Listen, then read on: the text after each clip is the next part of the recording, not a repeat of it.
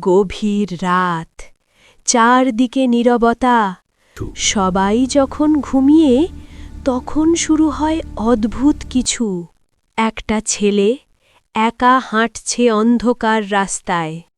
হঠাৎ তার মনে হল কেউ তাকে অনুসরণ করছে। ঠিক তখনই গাছের পেছন থেকে নড়ে উঠল একটা ছায়া, একটা ভয়ঙ্কর ভূত। এই, এখানে কেন এসেছো?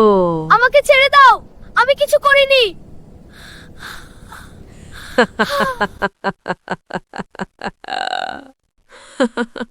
ভয় পেয়েছো? আরে না, আমি খারাপ ভূত না। হঠাৎ আলো জ্বলে উঠল, সবাই বের হয়ে এলো। এটা ছিল একটা মজার প্র্যাঙ্ক।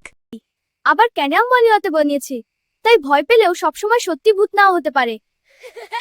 তুমি হলে কি এত সহজে ভয় পেতে? কমেন্ট করে জানাও।